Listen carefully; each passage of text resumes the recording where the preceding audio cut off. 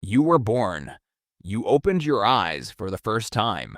You heard your mother's voice. You learned what food tastes like. You took your first step and fell and got up and did it again. You said your first word. Somebody carried you everywhere for 2 years. And you remember none of it. Not 1 second. Most people assume that part is obvious. You were a baby. Babies cannot form memories. That is not quite right. And the real answer is much stranger. You did form them. You had them. A small child can describe their own birthday party in detail months later. Then the memories go. You did not fail to record your life. Something came back and removed the recording. And in 2014, a lab in Toronto worked out how to switch it on and off. But start with what children actually remember, because it is not what you would guess. Ask a 3-year-old what happened at their party last year and they will tell you. The cake. Who came? What went wrong? The memory is right there. Specific and real. Better than yours from last Tuesday. Researchers followed children exactly like that. They wrote down what those children remembered at 3. Then they came back years later and asked the same children again. By 7 or 8, most of it was gone. Not blurred. Gone. These children were asked about events they had themselves described in detail 4 years earlier. They had no idea what the researcher was talking about. That is the part that should bother you. You can watch the file being deleted. And here's the experiment I keep coming back to.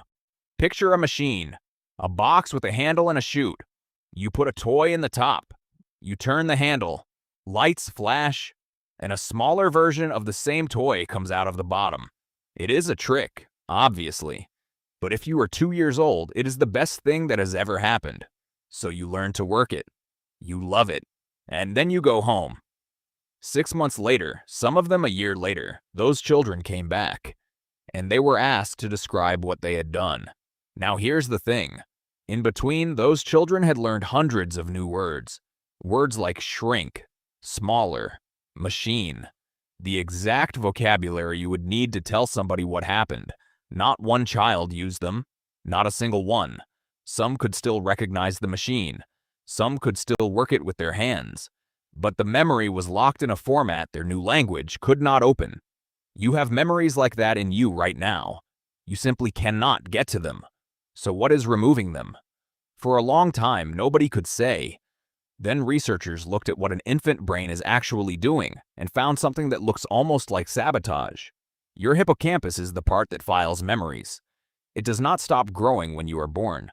It keeps manufacturing new neurons at an enormous rate, and it wires them into circuits that are already holding things. Imagine rebuilding a filing cabinet while you are still using it. New drawers forced into the middle lane, chai deep house. Everything already in there gets shoved around, and some of it does not survive the rebuild. That is what your first 2 years were. A rebuild running at full speed with you inside it. That was the theory. In 2014, a team led by Frankland and Josselyn went and tested it. Watch what they did, because it is the cleanest thing in this whole story. They took adult mice who normally hold on to their memories. Then they increased neurogenesis after those memories had already formed. The adult mice forgot. Then they ran it backwards. They took infant mice who normally lose almost everything and suppressed neurogenesis instead. The infant mice remembered.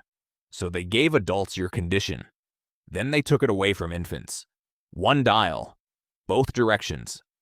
And there is one more piece, and this is the one that puts you in it. Some animals arrive far more finished than you did. Guinea pigs. Dagus. They walk almost immediately, and their brains are largely built on arrival. Those animals do not have infantile amnesia. They keep what happened to them as infants, until you raise their neurogenesis. Then they lose it, exactly the way you did. So this is not a defect in you. It is the price of a brain that turned up unfinished and had to build itself while it was already running. Now here is the strange part. For most of the last century, the explanation you would have been handed was Freud's. He named it. And he said those memories were being repressed, pushed down, because they were too much to hold.